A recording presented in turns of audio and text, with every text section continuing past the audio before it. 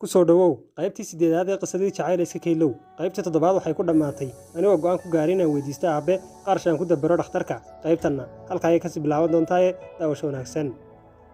aan ku xasuusiyo tabiyaha qisadu waa anigoo nimcaan kacse. Fadlan haddaad ku cusubtahay YouTube channelkeena subscribe saar, sidoo kale gambareelka furo si ay kuu soo gaadhaan muuqaaladan ka soo deyno.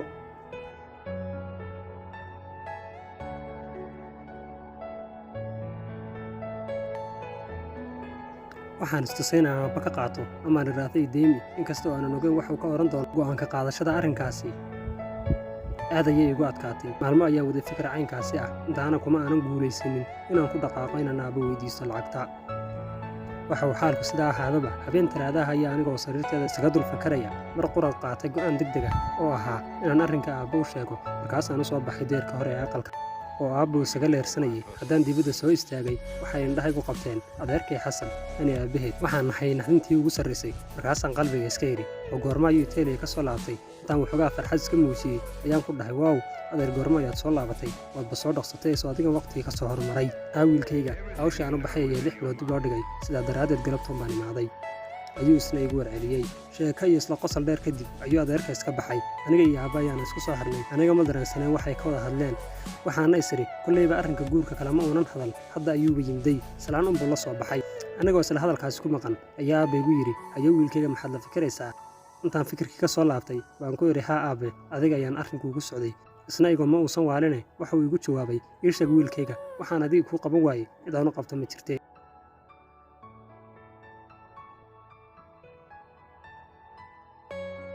kadib ayaan bilaabay inaan aabbo u sheego dhibkay haystaa jacaylka aan u qabo Esther iyo sida aan u rabo inay wax u dhacaan.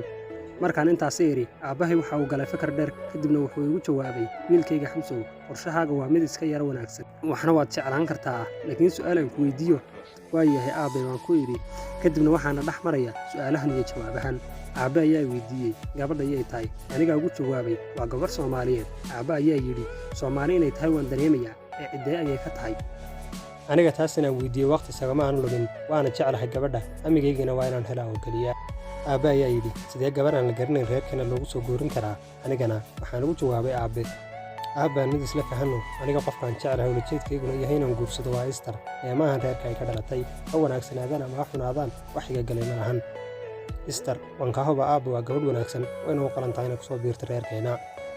aabbe ayaa weydiiyey ka waran reerkay ka soo jeedo ma yihiin kuwa iska ladan oo qalma sumcaddeenna. aniga ayaa ugu jawaabay qos dhaqaale haysta maaha laakiin aabbe qalbigayay ka wanaagsan yihiin oo wax dhibi ma haysto. aabbe ayaa igu jawaabay sidee ayay kula tahay marka in qof caynkaasi uu kusoo biiri karo familkeenna. aabbe gabadha anigaa guursanaya anigaana jecel qoyskeeda iyo sumcaddiisana wax iga galay ma laha. aabbe ayaa igu jawaabay xamsay dhegayso gabaraan la garanayn islamarkaana aan noo qalmin ayaa intaasoo qarasha ugu nafiiqaysaa waana guursanaya aad leedahay waxaan kaa yeelaya ma lahan waxaas. aniga ayaa aabbe ugu jawaabay okay aabbaanaa qarashka meel kale ka raadsanayo macasalaama. aabbe ayaa iigu warceliyey qarashkaaga ma garanaya gabadhaasan marnaba nama soo gasho ma maantaad keentay waxaan soo guursanayaa wax indhaha lah oo aan la garanayn cidda ay tahay. anigii ayaa aabbe ugu jawaabay aabbe waan ku baryayaa gabadhaas horteeda waxba ha uga sheegin. aabbe ayaa igu yidhi hadal iyo dhammaantiisaad arkaysidba waxaa hadda iga tegay adeerka wuxuuna ila yimiday qorshe adiga iyo in adeerta hani ee isku kindarayo waana iska meeldhignay ee isu diyaari arooska hadalka badanna iga dhaaf. intaa kadib aabbe ayaa fadhiga iskaga kacay isagoo wax jawaab aanan iga sugin. qorshihii aabbe aan ula tegey isagaa mid kale dul saaray oo kaygii ku baabi'iyey waxaa igu noqotay arrin aan aqbali karin. waxaana bilaabay inaan fikiro waxaan ka yeeli doono qorshaha aabbe inkastoo iska caddayd inaan ku gacan sayri doono isna aanay yeeri doonin. waxaan eegayay waxa imaan doona mustaqbalka. go'aankii keligiitarisnimada ku dhisnaa aabbahay uu qaatay waxa uu aad u dhaawacay qalbigayga waxaana mugdgeliyey hamigii aan ka tiigsanayay ee ahaa inaan marna arko Esther oo ah hooradeyda. si kastaba go'aanka aabbe igama uusan reebin inaan waddadeeda kusii taagnaado. subaxii xigay ayaan aaday Esther waxaana u sheegay inaannu kulankii wada qaadanay anigii iyo dhakhtarka. aad ayay runtii uga faraxday. kadibna waxaan u kaxeeyey xaruntii dhakhtarka. markii aan geeyey oo uu arkay dhakhtarkii nasiib wanaag waxa uu dhahay dhakhtarkii xaaladda indhaheeda waxbaa laga qaban karaa islamarkaana waxaad haysataa muddo 20 maalmooda inaad lacagta ku soo diyaariso. muddadaas wixii ka dambeeyana wuxuu dib ugu laabanayay waddankii uu sanadkiiba hal mar ka imaan jiray ee ahaa Jarmalka.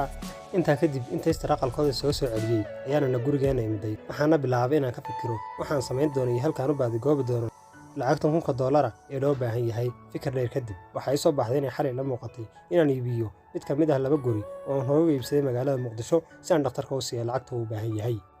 arrintii ayaan kadib ku dhaqaaqay anigoo aan cidna ogeysiinin waana ku guulaystay inaan lacagtii helo oo aan iibiyo guriga muddo 7 gudihiisa ah. Subaxa isniin ahayd ayaa aniga oo isku diyaarinaya inaan kaxeeyo Esther oo aan dhakhtarka aado ayaa aabba ii yeeray wuxuuna igu yidhi ayaa waxaan rabnaa inaan 7 kadib ka dhigno guurka adiga iyo ani anigoo cara iga muuqato ayaana aabbahay ugu jawaabay aabe waan kuu sheegayaa hadda horena waan kuugu sheegay lagama yaabo inaan anigu guurkaas ogolaado.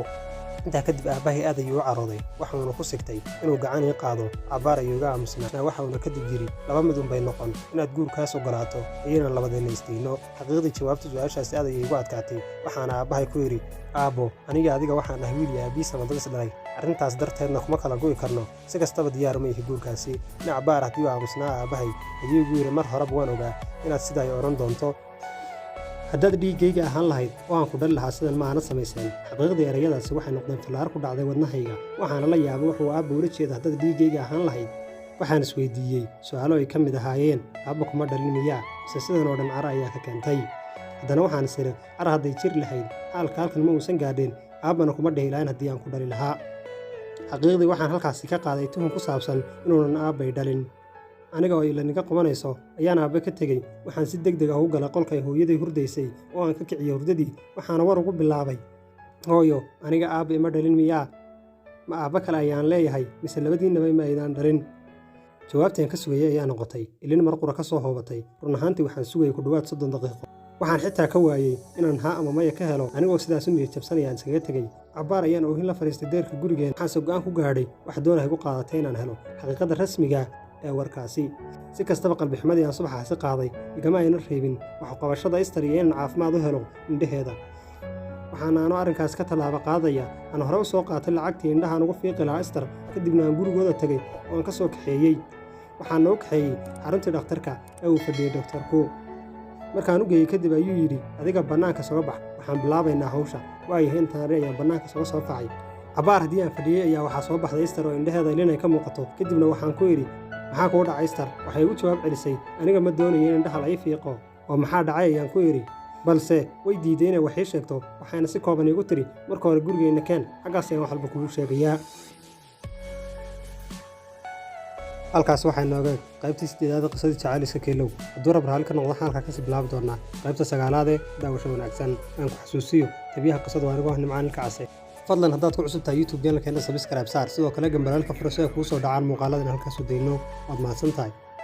cudurdaar waxaanu ka cudurdaarinaynaa toddobaadkii la soo dhaafay inaan wax muuqaala soo abuuri karin taasoo ay sabab u ahayd inay yimaadeen cillado dhanka farsamada ah